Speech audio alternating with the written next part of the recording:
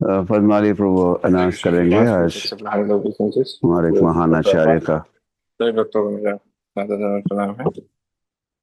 तो गुरु महाराज जी ने बहुत ही गहरे विचार प्रकट और किए, जो चंद्रदास ठाकुर, सोच रहा था कि इन्हीं appears। विचारों को कंटिन्यू करके हम हमारा कहते थे। तो गुरु महाराज का स्पीकर ऑलरेडी लाइंड अप है, पार्थ सारथी प्रभु उपस्थित है। तो टॉक श्रीमन पार्थ सारथी प्रभु देंगे। तो समय तो नहीं है, तो सभी से अनुरोध है कि नाम जप को विराम देकर ध्यान पूर्वक आज का टॉक श्रवण करें।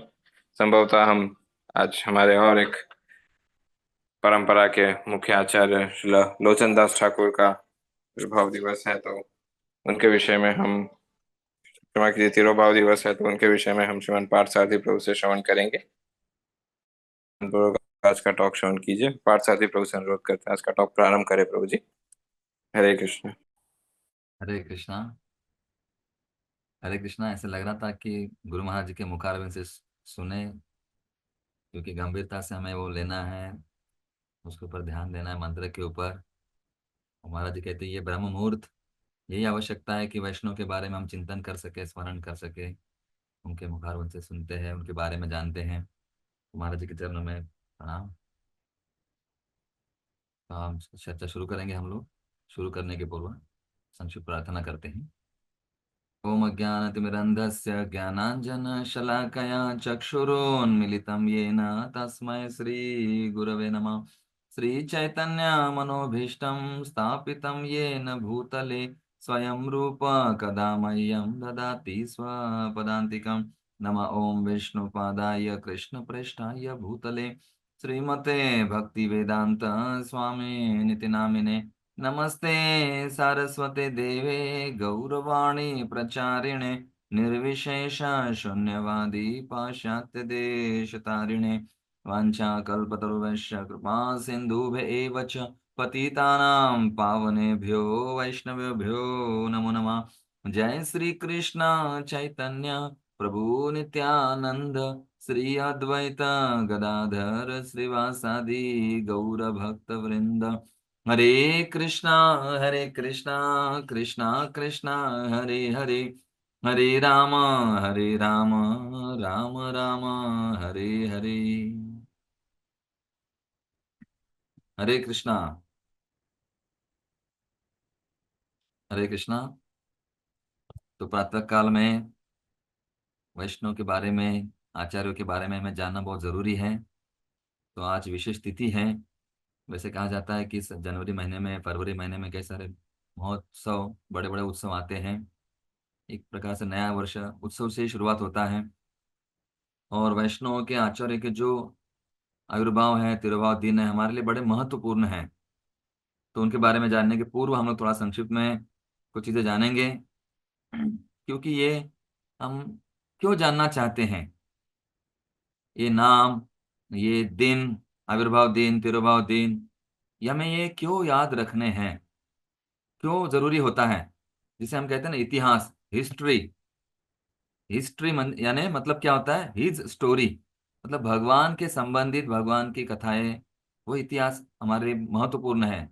उनसे हमें कुछ सीखना है, क्योंकि हमारी जो वैदिक परंपरा है, वैदिक संस्कृति है, ऐसे कहा जाता है ना, वैदिक जो हमारी परंपरा है, उनका अप्रोच क्या है, what is the approach of वैदिक ट्रेडिशंस। उनका क्या अप्रोच है, मतलब क्या वैदिक परंपरा, उनका प्रमुख दृष्टिकोण क्या है।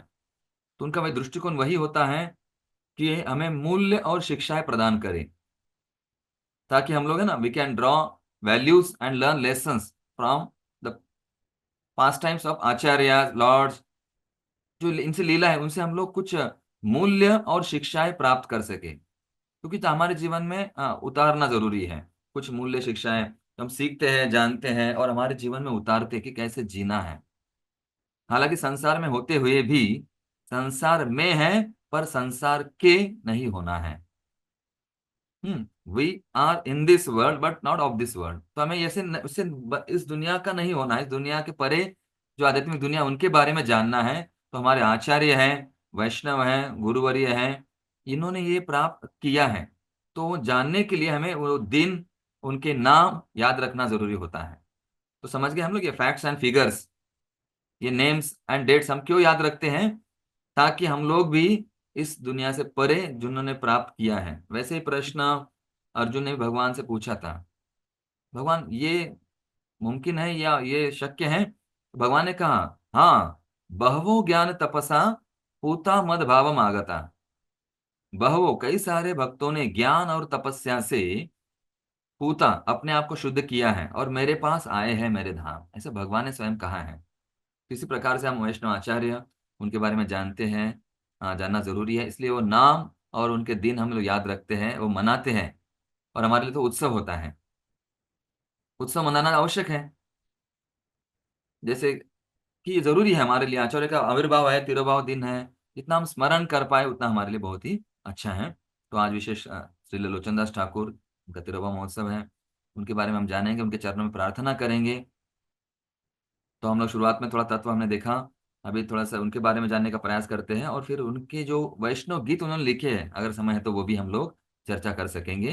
देखिए, हमारे वैष्णव आचार्य अपने आचरण के द्वारा उन्होंने सिखाया है, हमें समझाया है, मूल्य शिक्षाएं दी है, जीवन कैसे जीना है, और जीवन ये भौतिक दुनिया कैसे छोड़ना है।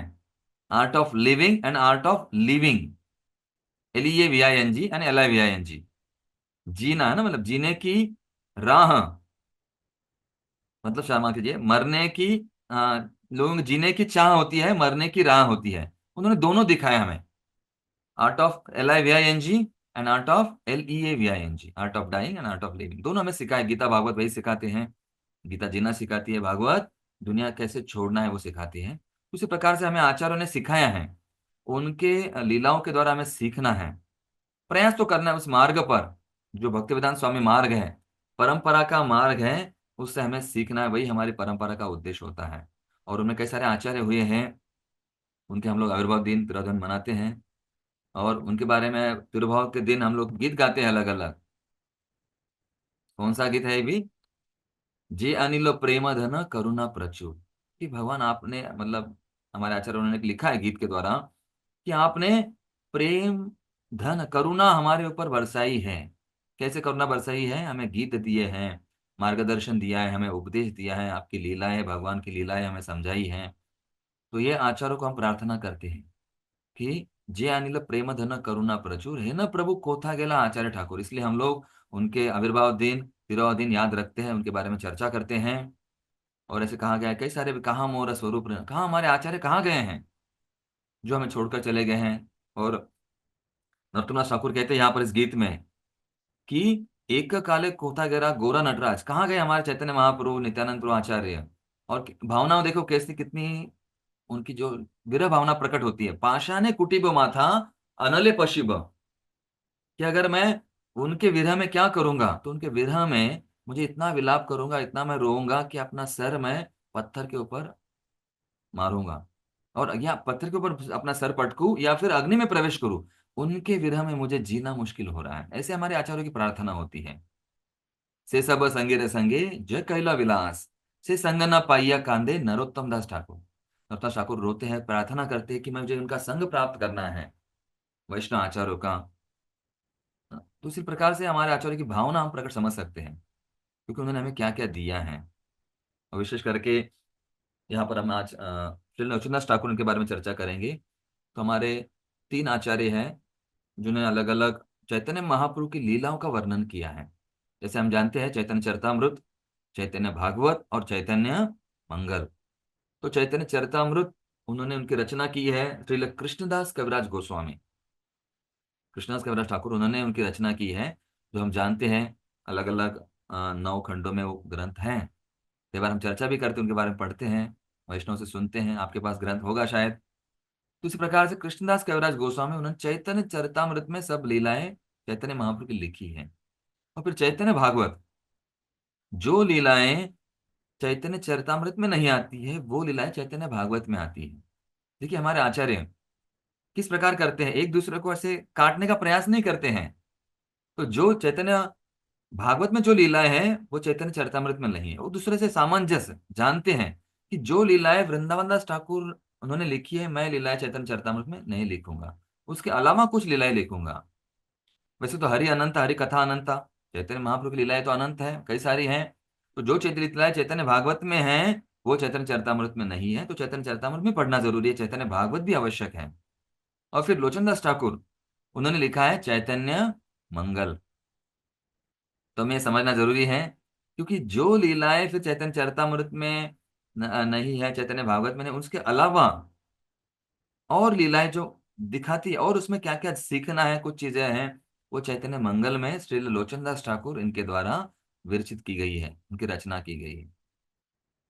और चैतन्य मंगल में तो महाप्रभु की लीलाएं, बाल लीलाएं, उनके बारे में वर्णन है। और विशेष करके विष्णु प्रिया माता और चैतन्य महाप्रभु उनके बीच में जो संवाद है, उनका वर्णन भी चैतन्य मंगल में श्रील लोचनदास ठाकुर ने लिखा हुआ है।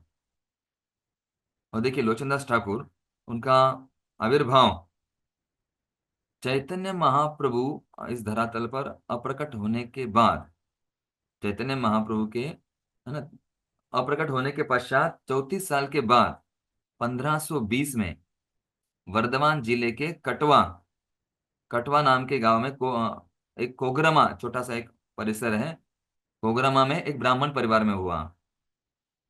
और वो इकलौते पुत्र थे, और गौड़ी संप्रदाय में उन्होंने एक सूरज के समान प्रकाशमान ऐसे बड़ा कार्य किया है। और अपने माता पिता के सानिध्य में रहने के बाद भी उनको भक्ति में लीन थे। देखो कई बार क्या होता है, इकलौता अगर पुत्र होता है तो लाड प्यार से बिगड़ सकता है, ऐसे हो सकता है। लेकिन उन्होंने अपने माता पिता की सेवा की, उनके बारे में उनका प्रेम प्राप्त किया, और साथ ही भक्ति में बड़े लीन हुए। हमारे आचार्य हम देख सकते हैं, जैसे ना बचपन से ही बच्चे या पुत्र के हम लोग बता सकते हैं कि ये आगे क्या बनेगा। जैसे हम देखते हैं प्रभुपाद जी के, जब प्रभुपाद जी का जन्म हुआ उस समय भी उन गौर मोहन डे उन्होंने क्या किया, सामने कुछ धन रखा, कुछ ग्रंथ रखे, और कुछ पैसे रखे, कुछ सोना रखा।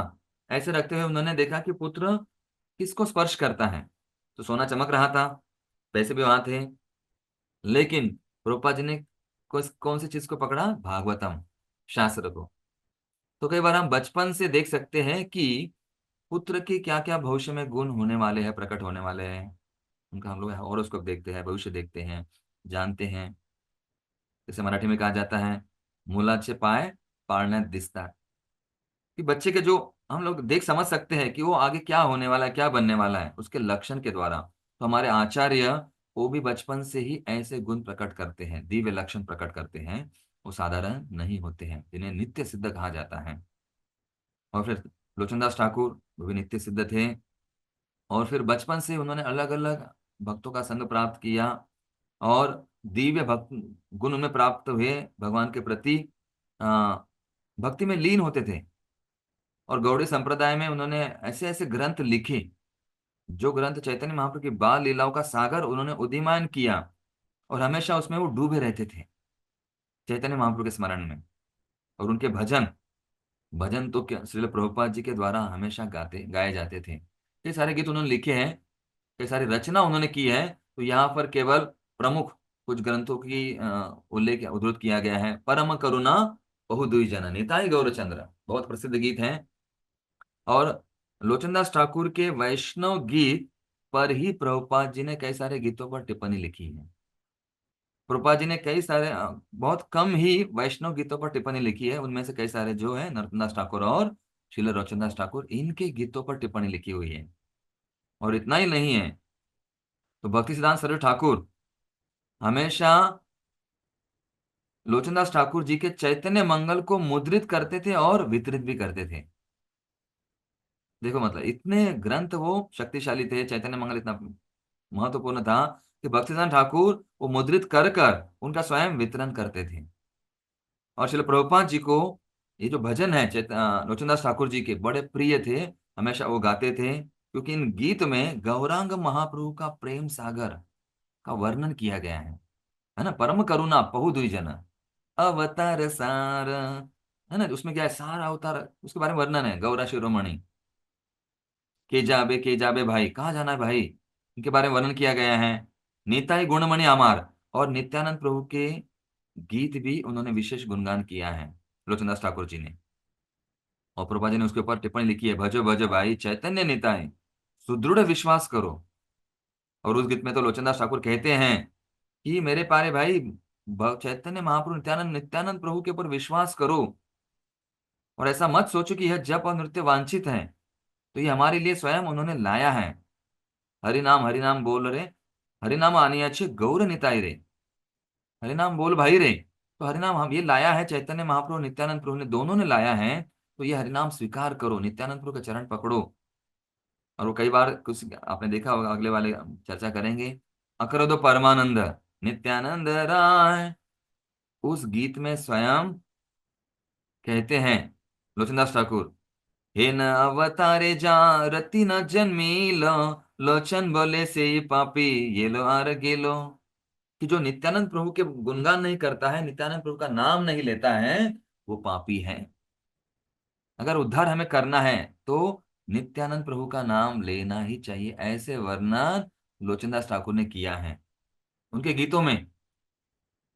और लोचनदास ठाकुर ने चैतन्य मंगल लिखा है, तो चैतन्य मंगल इनके 4 खंडों में विभाजित किया गया है। तो इनके 4 कौन से खंड है? सूत्र खंड है, आदि खंड है, मध्यम खंड है और शेष खंड है। तो सूत्र खंड में 2 अध्याय आते हैं, आदि खंड में 7 अध्याय आते हैं, मध्यम खंड में 12 अध्याय आते हैं और शेष खंड में 31 अध्याय आते हैं। तो इसी प्रकार से पूर्ण चैतन्य महाप्रभु की लीलाओं का वर्णन, और कुछ कुछ लीलाएं ऐसी हैं जो चैतन्य भागवत और चैतन्य चरितमृत में उसका वर्णन नहीं किया गया है। तो ऐसे अलग अलग खंडों में उसका वर्णन किया गया है, हमें पढ़ना चाहिए। आचार्य ने जो गीत हमें लिखे हैं, या आचार्य ने जो महाप्रभु की लीलाएं का वर्णन किया है, और इतना ही नहीं, इतना सारा लिखा होते हुए भी उनकी भावना देखिए कैसे है। तो जब भी वो चैतन्य मंगल को लिखते थे, तो लोचनदास ठाकुर उनका कहना था, मेरी आशाओं से सबसे बड़ी आशा है श्री नरहरि ठाकुर के चरण कमलों के समीप रहना। तो उन्होंने श्रील नरहरि ठाकुर इनसे दीक्षा प्राप्त की, और दीक्षा प्राप्त की, उनका आशीर्वाद प्राप्त किया, और आगे रचनाएं करते रहे। और वो क्या कहते हैं चैतन्य मंगल में लिखने के पूर्व, कि मेरी यही आशा है कि नरहरि ठाकुर के चरण कमलों के समीप रहना है। देखिए इतना सारा कुछ प्राप्त करके, इतना सारा मतलब वर्णन करके, शास्त्रों का इतना अध्ययन करके, इतनी मतलब नाम दो लौकिक प्राप्त करते हुए भी उन्होंने कहा है कि मुझे बस अपने गुरु के चरण कमलों पर रहना है, तथा अपने जीवन से उनकी सेवा और पूजा करना है। तो ये पतित लोचन दास की हार्दिक इच्छा है कि नरहरि की कृपा उन्हें गौरांग महाप्रभु की महिमा का गान करने की अनुमति मिले। मतलब अपने गुरु के आशीर्वाद से ही वो गौरांग महाप्रभु का गुणगान कर सके, ऐसी प्रार्थना वो करते हैं। और साथ में वो कहते हैं, मेरे भगवान श्री नरहरि ठाकुर हैं और मैं उनका सेवक हूँ। बस मेरे तो महत्वपूर्ण उद्देश्य नरहरि ठाकुर ही है, जो चैतन्य महाप्रभु के बहुत प्रिय हैं, और मैं उनके समक्ष नतमस्तक होकर प्रार्थना करता हूँ और चैतन्य मंगल को लिखना प्रारंभ करता हूँ। ऐसे गुरु, यही मेरी एकमात्र अभिलाषा है। ऐसे करते हुए वो लिखना प्रारंभ करते थे। मंगलाचरण में उन्होंने ऐसी प्रार्थनाएं की हैं, और हमेशा कहते हैं कि मेरे स्वामी मेरे गुरु जी हैं, और उनके कृपा से मैं स्वयं नीच हूं। अपने आप को वो पापी समझते थे, नीच समझते थे। तो ऐसी भावना, इतनी नम्रता, इतनी उदारता उनमें दिखाई देती थी लोचनदास ठाकुर में। और कई सारे वैराग्य के गुण में भी उनमें प्रकट हुए हैं। हम जानते हैं कि देखिए उस समय में बचपन में ही विवाह होता था, बचपन में विवाह चलता था, और विवाह होते हुए कि बचपन में जो छोटे है ना, वधू छोटी होती थी और वर भी छोटे होते थे, मतलब बालक के समान। तो वैसे ही एक बार श्री लोचनदास ठाकुर, इनका हुआ विवाह तय हुआ बचपन में ही, और विवाह तय होने के पश्चात वो ज्यादा आसक्त नहीं हुए। जो पुत्री है, वधु है, अपने अपने गांव चली गई, और लोचनदास ठाकुर वही कटवा में प्रोग्राम में थे। तो वहां पर रहते हुए वो खेल में आगे बढ़े, और आसक्त नहीं थे, अपने अपने चैतन्य महाप्रभु की लीलाओं में स्मरण करते हुए चिंतन में व्यग्र थे, अपने लिखान में, रचना करने में। और जब बड़े हुए तो उनको कहा गया कि तुम्हारे विवाह हो चुका है, तुम्हारी शादी हुई है, अपने वधु के बारे में भी सोचो। तो उनको याद नहीं हुआ। फिर बाद में वो भूल जाते थे हमेशा, मेरा विवाह भी हुआ है, और अपने ससुराल वधु को लाने कभी गए ही नहीं। लेकिन बाकी लोगों ने फिर कहा कि जाओ, लेकिन वो सुनते नहीं थे, अपने अपने लीलाओं में मग्न थे, अपने रचनाओं में मस्त थे। तो फिर कुछ लोगों ने उनकी जो कंप्लेंट है, उनकी तकरार की उनके गुरु के पास, श्री नरे ठाकुर के पास। और नरे ठाकुर ने कहा नहीं, तुम्हारा कर्तव्य है, जाओ तुम वधु को लेकर आओ। फिर बाद में वो उनके अपने गुरु की आज्ञा होने के पश्चात ही वो गए अपने वधु को लाने के लिए उनके गांव। उस गांव में जैसे ही प्रवेश किया, उनको कुछ पता नहीं था, कभी गए नहीं थे। और वहां जाने के पश्चात उन्होंने पूछा, एक माता जी वहां पर आई, उनको पूछा, हे माता, इनका पता कहाँ है, ऐसे पूछा। और उन्होंने पूछा, उन्होंने कहा ऐसे ऐसे वहां पर है, जाओ। और जाते के समय जब वहां घर में पहुंचे, तो माता जी कौन थी जिन्होंने पूछा? वो उनकी धर्मपत्नी, जिनके साथ उनका वह तय हुआ था। उन्होंने कहा कि मैंने उनको माता जी कह के पुकारा है, तो मैं जीवन भर उनको माता जी ही मानूंगा। देखो, ऐसी परिपक्वता, ऐसे निर्णय क्षमता, इतने दृढ़, ऐसे हमारे आचार्य थे, इतने वैरागी थे। हालांकि संसार में होते हुए भी संसार के नहीं थे। They were in this world but not of this world. इस संसार में थे और संसार के नहीं थे। ऐसे कई सारे वैराग्य उनमें प्राप्त हुआ था। उनके हृदय में अडिग श्रद्धा, समर्पण, महाप्रभु के चरण कमलों के प्रति तेजी से जो प्रेम है वो बह रहा था उनके गीतों में, और विशेष करके नित्यानंद प्रभु के बारे में भी। वो घरेलू जीवन में रहे, लेकिन वो जीवन में अपने व्यस्त थे, व्यग्र थे। उनके धर्मपत्नी ने उनको सहयोग दिया, विवाह तो कर लिया था अपने गुरु के आदेश के अनुसार, धर्मपत्नी को लाया भी, लेकिन उसमें ज्यादा उनको रुचि नहीं थी।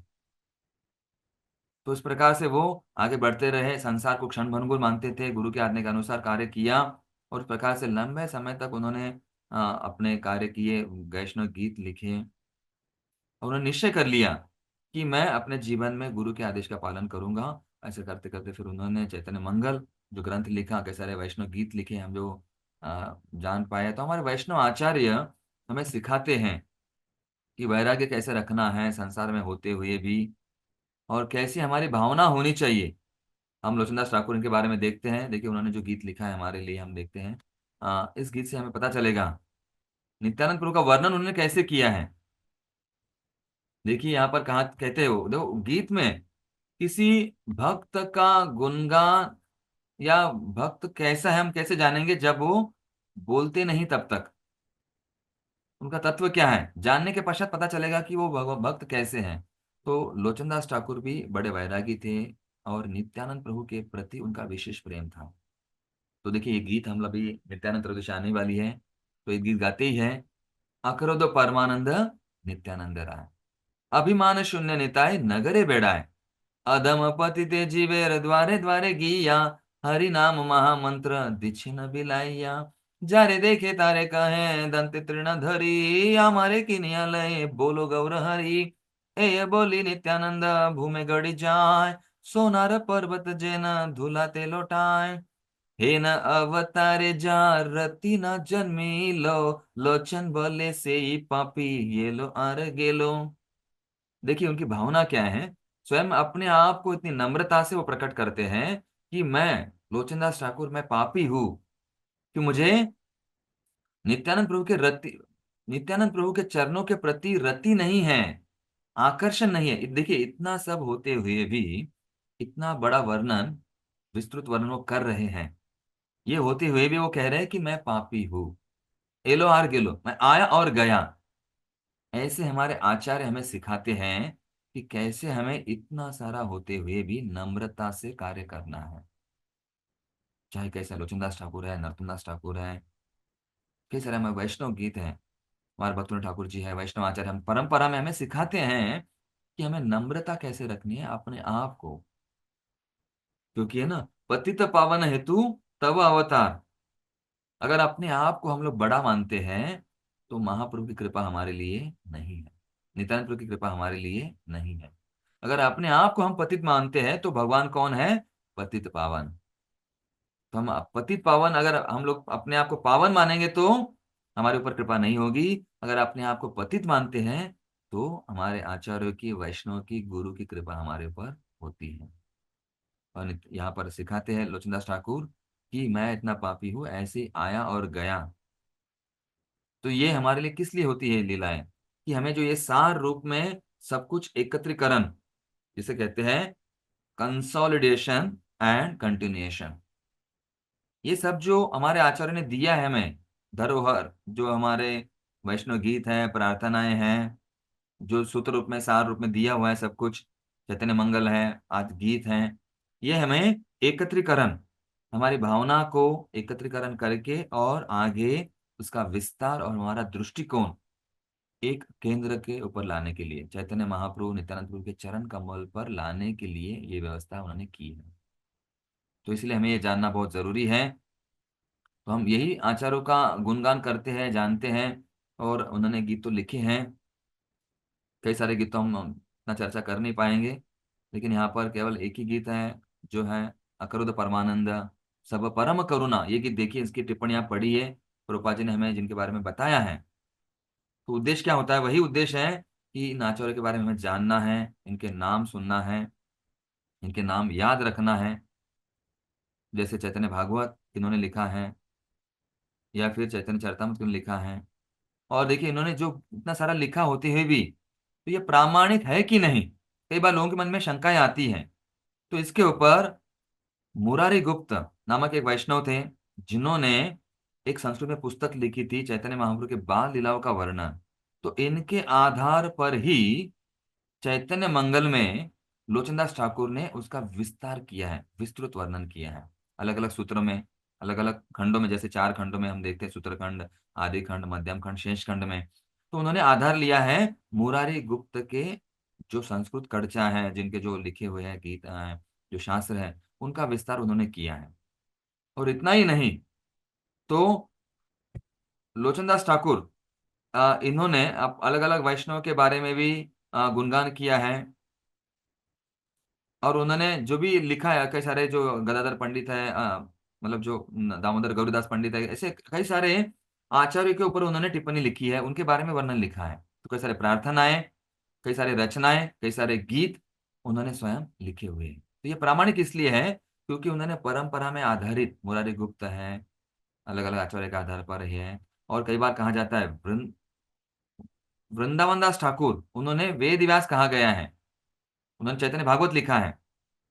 और कृष्णदास कविराज गोस्वामी चैतन्य चरितामृत लिखा है। तो उसी प्रमाण, उसी आधार पर लोचनदास ठाकुर का जो है चैतन्य मंगल माना जाता है। तो हमें ये ग्रंथ पढ़ने का प्रयास करना चाहिए, जितना भी हो सके, जैसा भी हो, क्योंकि आचार्यों ने लिखे किस लिए हैं?